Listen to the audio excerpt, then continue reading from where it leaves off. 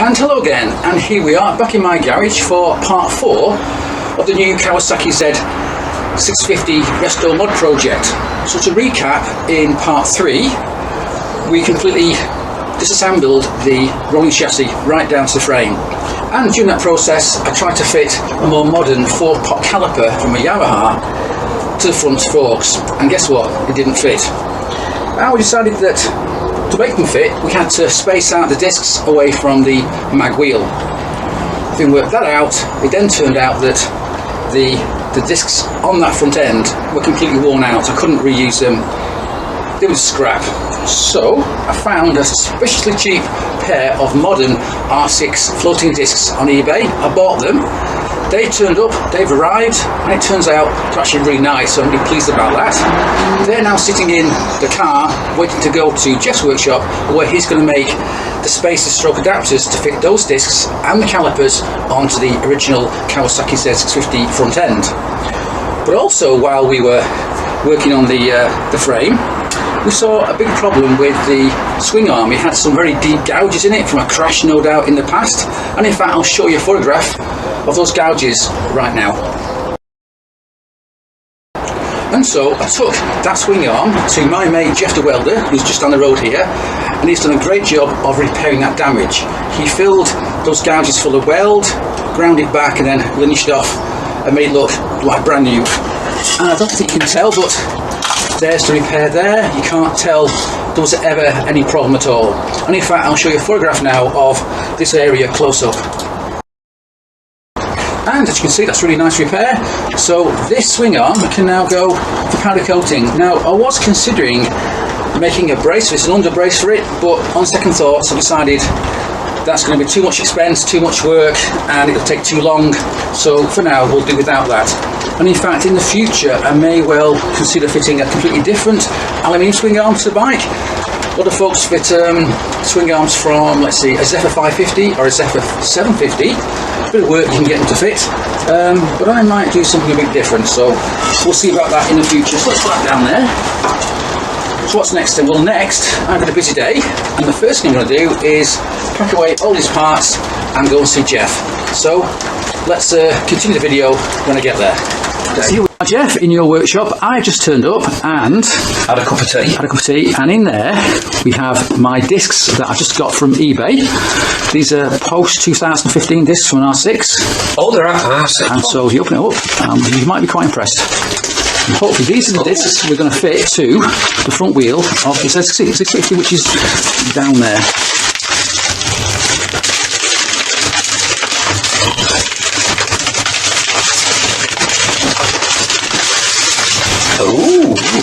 Ooh, nice, aren't they?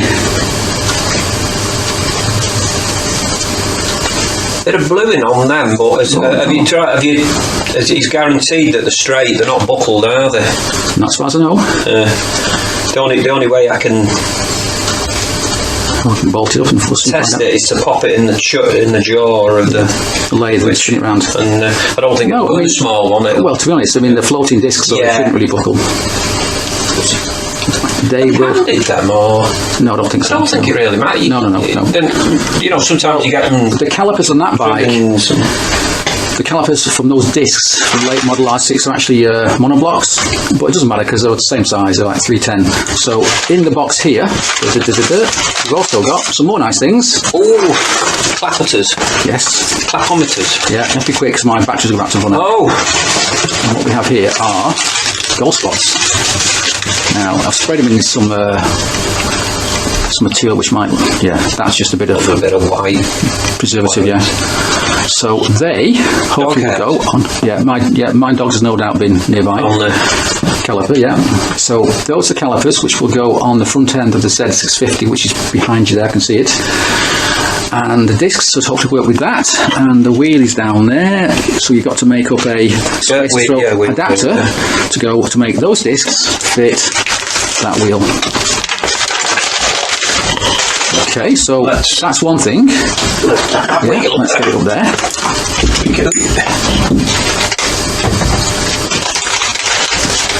Now that is a... The PCDs are quite wide, aren't they? Yes, but... Oh, bugger.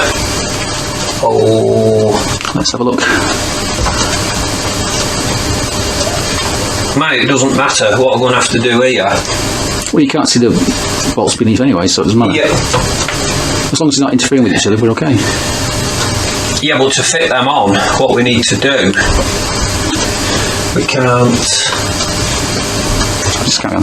Right, okay, so we've now come up with a solution. It's not ideal, and the problem is, Jeff, if you spin the wheel around to the camera so we can see what we're talking about, a bit tricky to explain it otherwise. So we've got the holes. The spigots are virtually within about 3 or 4 mil. Right, but the space is going to be about 10 mil behind it to push it out. Yeah. So for all but one of those bolts, it's not a problem. See, the only other thing, but there's one bolt that is a problem. If we've got a spacer on there, no, it's gonna. No, I think the solution we come up with is that one bolt will be aligned with the bolt on the wheel, so that one bolt has to go all the way through the disc, the spacer, and back into the wheel. We've got to leave one. Yeah, so it means one bolt's a bit longer than it should be, but hey ho, we can deal with that. It'll look okay. But it's going to take a little bit of some spare. We'll have to see. We'll have to get some bolts, and if we'll have to either cut some down or. Yeah, don't worry. I'll sort out the bolts. We can get any bolt we want. Yeah, oh, they do, I'm sure. Yeah. And I'm sure we can find the appropriate bolt for that. Yeah, so there's the disc. There's the caliper. And next to you, Jeff, is also my freshly restored swing arm, which we're going to put a brace on hopefully at some point soon. But the front wheel and the front ends are more important for the time being, so that's what I want to concentrate on in the near future. Right, so with that then, my camera battery's about to die, so I have to end it there. Yeah, so that's that. So I'll come back a little while when there's more things we can see. And now here we are, back in my garage, and I've fitted the tail section and the back of the rear mudguard, just temporarily, so I can work out the best way of mounting this new Z650 rear lamp, and it looks like it's going to work. So now what I'm going to do is a bit of a CAD cardboard aid design, get myself some cardboard from somewhere, and hopefully plan out the shape and the size of the plate required to mount this to this. But yeah, overall I'm pretty happy with that. Looks quite good. It's actually a lot bigger than the lights that I took off, but it fits quite well. It fits quite well underneath the tail section. It's not too big. Yeah, so I'm pretty happy with that. So next up then, we'll find some cardboard, some scissors, and we'll work something out. And so while I was making the cardboard template for that rear lamp, guess what turned up? This rather large box. I've been waiting for this for quite a while. So let's open it up and let's see what's in it. And what's in the box is this. This is a new seat for the Z650 that we've been waiting for a couple of weeks now. Bought it from eBay. And this should be an exact replica of an Italian Swingarm seat. Here it is. It's nice, doesn't it? There you go. It's even got the ID as well. So, the frame's right in front of me, so let's get it on the frame and see how it looks. And here it is, just resting on the frame. It's pretty good to me, although it does have a bit of a gap here at the back, but I think that's because there's no mount yet to mount it to the frame. It's just resting where it can, so I think that'll change slightly when it's fully mounted. I'm actually tempted to go and get the tank as well and fit it on the frame, but the tank's now packed away nice and secure, so I'm not going to do that right now. So yeah, overall I'm pretty happy with the seat. It's very well made, an exact replica of the original 70 seats from Gilaria or Gilaria, however you pronounce it. Yeah, so pretty happy with that. Total cost for the seat was £175 off eBay, and that's a pretty damn good price, because I've seen these original seats going for more than that, and they're tatty and, damaged in some way, so pretty good price. I could have got my original seat reupholstered into something like this, or into a more standard configuration for the bike, but the last seat I got reupholstered cost me £150. About 4 months to get back, so no brainer. £175 for this is, absolutely fantastic. Very well made. It's even got the metal strip here, the rugged strip. So yeah, overall, very pleased with it. So now I'm going to put it back in its packaging and put it away so it doesn't get damaged, and we'll come back to this another day when we've got all the bodywork ready. And so moving on then, I've now found a problem with this rear wheel. having taken the tyre off it. So I think we'll have to zoom in and so you can see what that problem is. And that problem is on this side of the wheel. Along the rim here, it's got some quite big gouges taken from the very edge of the rim. Not sure why. I suspect it might be because during the crash perhaps the chain hit it or something, I don't know. But we got a problem here, and here, and over there, and we keep going. We've got quite a big one here, and here, here, big one there, there. Now this isn't uncommon. I mean, this is an old wheel. It's had a lot of life to it. It's more than 40 years old. And I was hoping I could just rub it down with some wet and dry, smooth it off, and then we can be powder coated the wheel and it'll be fine. But no, these are a little bit too deep just to rub down with some wet and dry sandpaper. And so the question is, what to do about it? Well, I could bin this wheel and go and try and find a used wheel off eBay. They're about £50 or £60 plus postage, say about £70 altogether. It may or may not be better than this one, so who knows. Or I could buy a wheel from a 750, which includes a disc. That's an upgrade to the bike, but I always said I didn't want to do that because it's just going to be even more work to find a new caliper, make a special mount for it and all that kind of stuff. I'm trying to keep the cost down a little bit on this project. Or another option is I go and see my mate Jeff the welder and say, look, sort that out for me, because he's very good at this sort of thing. He often repairs these very big expensive alloy wheels off Mercedes and Range Rovers, that sort of thing, which get cracks in them. So he can quite easily do all this, but the question is, how much is it going to cost me? I don't know.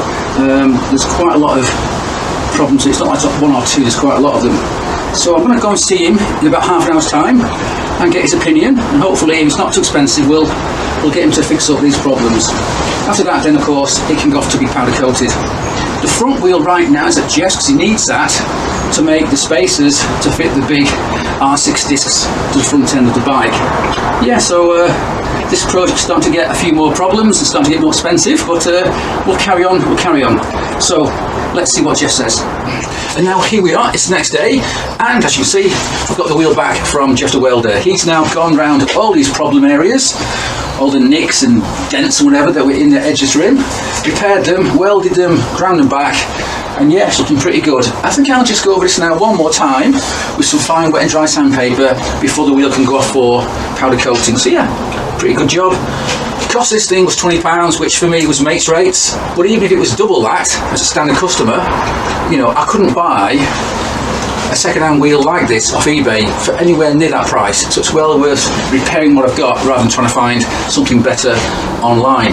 Yeah, so I'm pretty happy with that. I just actually got off the phone from talking to Jeff. I interrupted him from his lathe work because he was busy machining up these spacers that are required to mount the R6 discs to the front wheel of the Z650. So I should be able to go and see him, let's see, on Monday. It's now Saturday, and we'll catch up and hopefully get all that sorted out. I've got to take him some special fasteners to get all that working. So yeah, that's what's next. And in fact, one thing I've noticed is these blooming wheels are heavy. I've not actually weighed them, I should redo, but compared to the modern R6 wheels that I've just bought for the Mark II project behind me here, these must be twice as heavy. I don't know how heavy they are, but my god, they are heavy. But anyway, that's the 70s, yes, that's the 70s tech. Yeah, so that's that job done. What's next? And so my next task is to continue making the bracket to allow me to replace this rather cheap and cheerful rear lamp with a lamp from an old Kawasaki Z650, get that right? And so now I've got to make, as I say, a bracket to mount this to the rear mudguard. So I've done that. I'm going to start by using my cardboard edit design. So that's the sort of shape I need to mount to the back of this lamp. So now I need to convert that cardboard into either aluminium or steel or whatever. So if I look through my small selection of steel and aluminium, and all I can find suitable is this nice bit of stainless steel plate. And yeah, it won't rust, but it's going to be right pain to cut it out because stainless steel is quite hard and difficult to work with. But anyway, I'm just going to put that on there, mark around it and start hacksawing and cutting and drilling, and hopefully we'll soon have a decent bracket. but that's quite a lot of hard work, and it's getting quite late now, so I'll do that another day. Right now I really need a cup of tea, so yeah, we'll come back and we'll make that bracket and we can see how this lamp here looks on the back of the bike with the tail section in place, and of course the rear fiberglass mudguard. And so that's what's next. Okay, so curiosity got the better of me, and I want to weigh these two rear wheels. We've got the old mag wheel from the Kawasaki Z650 or Z650, and we've got the 5.5 inch rim from quite a recent 2011 R6, Yamaha R6. So let's start with the bigger wheel and we'll see how heavy it is. This is quite an accurate scale, so we should be quite well. Let's have a look. Alright, so that's 5.4 kilograms. 5.4 kilograms for the big wheel. And let's see what this one's going to be. It's going to be heavier for sure. Come on. Here we go. 7.2 kilograms, so that's quite a big difference. I mean, considering that this is a 5.5 inch rim, and that takes a 180 tyre, and that takes a 110, there's quite a difference. Oh my god, so yeah, I guess that's the benefit of 30 years worth of materials technology and manufacturing improvements. So yeah, it does make me wonder actually if I should really change these wheels at some point, because I do like my bikes to be as light as possible, but I think for now we'll have to stick with these big old heavy things because it's part of the style of the bike. So that's that. Now I can't compare the front wheel weights yet because the front wheel of the Kawasaki Z650 is currently at Jeff's place. So when I get that back, we'll do the same. But you know, it is amazing the difference, because I guess it's the improvement in materials technology and manufacturing technology over the last 40 years. It does make quite a difference. Anyway, let's move on. Right, Jeff, so here we are, back in your workshop. I've usually got a cup of tea. You've got a cup of tea. You've had your cup of tea, and we're just checking out the work you've done so far on the disc spacers come adapters to fit those late model R6 discs to my old Kawasaki wheel. And it's not easy, is it? Because we've got a problem, not a problem as such, but it's not easy because there are 7 holes, which is a prime number in the mag wheel, but that's only got, is it 6 or 5, whatever, 6. So making everything align up properly is a bit tricky. So we've been through a few different options, and you've now made the start of this well, we've made that, yes, and that's in there, and you've had to machine out the holes, the mounting holes of the disc from 8mm to 10 yeah, because the PCDs weren't quite out. They were about 1 mil out, weren't they? Yeah, luckily the Kawasaki PCD, yeah, I've not checked it, but there's a millimetre difference so on the radius. Well, 2 mil on the PCD. Yeah. But because them holes in the original discs are 8mm, we can bring the centres back in by... We've done that one. Yeah. We've carefully used a slot mill drill and take them out to 10, which will now suit them. Yeah. Which you're going to buy some nice stainless ones. Of titanium. I mean, they're a little bit long because they're obviously made to go all the way into a wheel. Yeah. And ours have to go into that. Well, it'll be threaded into the spacer. Into that, yeah. Yes, that's right. I mean, keeping them that length won't matter. They'll just stick out the back. Yeah, but then we want to get it right. You're going to get someone coming along saying, "Oh, wouldn't you think you'd have cut them down?" I know. And then to bolt the spacers to the wheel itself, I've just brought you these. Yeah. Little bag of stainless steel countersunk. 6 of them. Yes. 6 of them we've got one on the miller there, but we can show that in it. Yes. So 6 are fine. They'd be drilled and tapped to go into the wheel, but 1 is a bit of a pain in the arse. We're actually using one of the bolt holes from the Yamaha and the Kawasaki. Go all the way through. That will go right through back into the original Kawasaki hub. Yes. So that's the only way you can do it. Yes. I'm trying to find a bolt that looks the same as the other bolts that's that long is quite tricky. I don't think there is such a thing. Well, but we'll work it out. Yeah, so 6 of them will be countersunk, and then 1 hole will go straight through. Yes. Now, I believe if we get a 10mm stainless, what they call a button head, and then we can machine it flat. I reckon if we machine a bit off, I reckon you'll be hard pushed to see the difference. You'll be hard pushed to see the difference. Sure, then we can get one. Yeah, for about 35mm. Yeah, I've got them at home. I've actually got some at home. But which means threading one of the Kawasaki holes 10mm, because they're currently 8. Yeah, which is okay. Which is okay. As long as you know, as you know which way. These wheels aren't going to be, because someone is going to come along and say, "How the hell have you managed to fit them?" I know, and it's a top secret, mate. Top secret. But we're giving the secret away now. Yes, we have. Anyway, so that's that. Now, if I go over to the miller, I see the other plate is currently sat there on your dividing head, being drilled and tapped. Well, I was waiting for you. I didn't know if the disc bolts you were going to get. Actually, funnily enough, these are Kawasaki ones. Yes. Ooh. I put the wrong disc back there. That one's. Let's get the one that's been done. Yes. As Blue Pizza says. Yeah. Just got one here that's just been done. Yeah, one you had earlier. Yeah. The actual spigot, the 10mm spigot, doesn't come through the disc. So basically, we don't need to counterbore in. No. Which is good. Which is good. I think the odds of sharing. No. 4 of them and one 10mm stainless one. Yeah. It can happen. It's not going to happen, is it?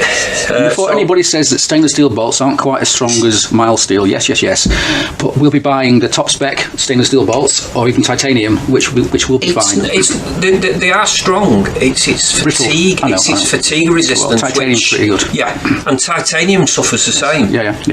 But they're so over-engineered, it's going to be fine. But it's going to be fine. You know, you won't. Not going to have a problem. No. So let's just go and look at the miller over there. Right. Well, I've drink my tea. So and we'll you don't want any of these. I save all these. I know you do. I don't keep. And to me, that wouldn't bother me using that. I know. I don't keep old rusty things. No, they can go in your department. They can stay in your space department for now. Yeah. Right then. They're new ones, yeah. Right, let's go and see what's happening on the miller. Right, so here we are on your miller. You've got the other disc adapter stroke spacer on your miller here, and you've drilled. These are threaded. One's drilled at 8. Yes. These are for the 5 fitting. Yes. So 4 of them are threaded 8mm. One 8mm hole goes straight through, because until you got here today, I thought we were going to get a long disc bolt that.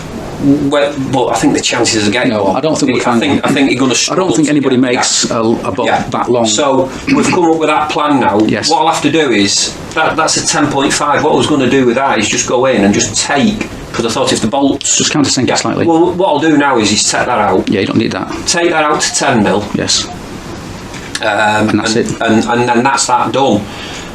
Well, now you've got to drill the other holes. For the moment, you've got to drill the other holes to mount that to the wheels. 7 of them. So tell us how you're going to do it, Jeff, because it's quite interesting. I'll just go with that. Yeah, I'll be back in a minute. I'll go and get my tea while you're tickety-boo. What we're going to do is get back in. Yeah, because if they can still hear me rabbiting on about nothingness. Yeah, right. Okay, so this is quite interesting now, because your problem is that I rung you yesterday. Yes, with a problem. The rotary table, there's physically no way you can get 7 holes divisions. Yes, whether they because 7's a prime number, and it's difficult to divide. Well, I don't think they make a decimal. What do they class it as? A metric one? I don't think you call it that anyway. Yeah, but it's difficult to do anyway. So you came up with a plan, and luckily I didn't throw away my second disc. Because these discs are scrap, basically. They're. I'm running out of room to put everything. All right, well, this is where we could do with bench fans. Yeah, give it me. What I wanted to do, one disc. Did I grab the drill? Yeah, that is a. Am I? I don't know if we're still in for. Right, that's a DeWalt drill. Yes. It's got like a centre drill bit in it. And actually, funnily enough, the holes in the Kawasaki disc, apart from the bit of gunge in there, measure 10.5. Spot on. Yeah, but the trouble is, if you pass me that spigot thing back, swap. You grab that disc. I'll swap you. Now, because we've got our 10mm hole in one of them, that's the mandrel I made to get them on the rotary table while I was taking them out. Right, to mount it correctly. If we put that on there, yes, we can actually clamp it and then use the disc. Holes. Yes, we can put a 10mm bolt in through there. The one that we've got at 10, and then this is where we have the problem, because the depth of the centre drill bit is just over the gauge of the disc, so you can't. It doesn't make a mark. Yeah. So the idea is we bring the second disc in. Yeah, we get a second disc. If we can just put some spigots in the holes, we can clamp it two together so it's in line. And you've got enough meat so that basically the drill has got its self-guide. Yes. To mark the.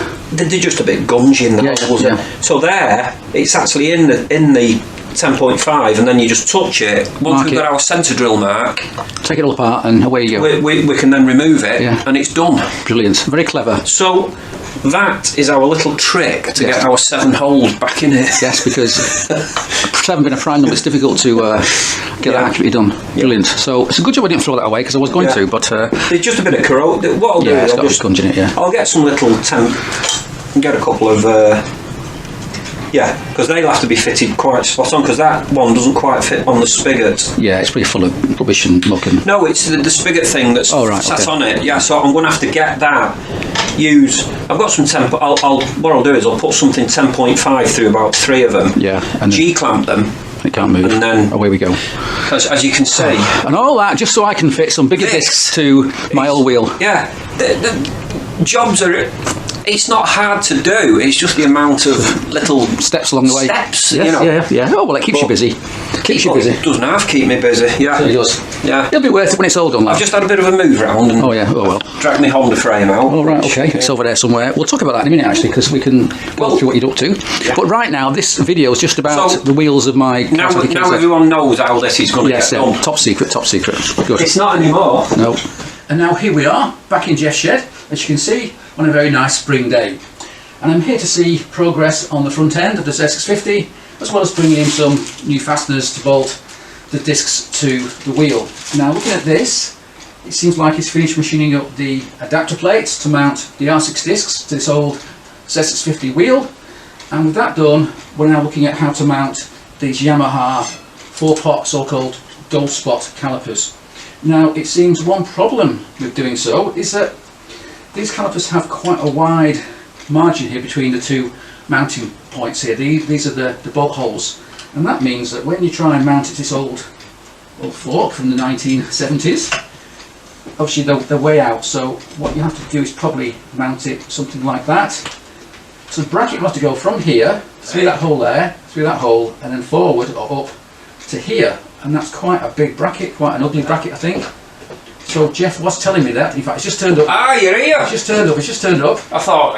Let me just finish one thing. I thought we had a Ukrainian family fleeing into the garage. No. Yeah. So here comes Jeff, and I was just saying, looking at this, it looks fantastic. But I think you mentioned it to me a while ago that you felt these calipers might not be the best caliper choice because. Now the cam's way over there, so you're sitting. You're blocking me. There we go. Blocking me view. Because I was about to come out with a machete and kill I could have been a sneaky, I wouldn't do that. Scrap metal man, yeah. So as I say, these mounting points here on the caliper are very wide, aren't they? Yeah. So when you try and mount it on the old set of forks, that was my next thing to come and then you end up with having to have a bracket to go from there to there, which isn't ideal. But this is where I was going to leave it until you got it. Right. I didn't expect you today. No, I just brought you some nice gifts, some nice bits and bobs. So I think what we might do is... I've just put a couple of old ones in. Unfortunately, we'll have to take a little put a flat on the leg. Yeah, it's fine. A couple of mil into it, and it's just to clear. Yeah, no problem. So I think what I'll do now is we'll hold the idea of fitting these calipers. I mean, they're fantastic calipers. Very happy with them, but fitting them to this old set of fork legs. They can do it. I know. The brackets have to come on the outside, and it'll be a great big lump here. So I think what we might do is I've got. Your speedo drive, you can't get the. The cable. Right. Well, that's interesting because I'm not sure you can see from way over there, but it looks like now we've moved the discs out. The speedo cable's now hitting or would hit this disc. There's no room for a cable. No problem. I'm going to fit. That just confirms in my mind. I'm going to fit an electronic one. Speedo tacho. I mean, no problem. It means I can get rid of the tacho cable as well. It does mean I've got to get rid of that nice old retro-looking instrumentation pod. Can you not get a pod an adapter. Yeah. We can do something into this it. is something I'll worry about So the day. it looks. But I don't mind getting rid of this super authentic, cable because it looks ugly and it's a pain. So we'll get rid of that. It does nothing anyway, so that's fine. So what I'll do now, Jeff, is when I go home, I'm going to dig out my pair of very nice Brembo gold lines that I've already shown you in this video before, in a previous video, and we'll see how they go on, because I do know that their mounting holes are quite close together, about 40 millimetres. Okay, so that's progress with the front end for now. It's now time to move on and look at something else. Right. I suppose you want a cup of tea. Of course, that's what I'm thinking of. Right, I'll go and... tea, I've not had a cup of tea yet, so that's what's next. I've just had one, so... I know you have.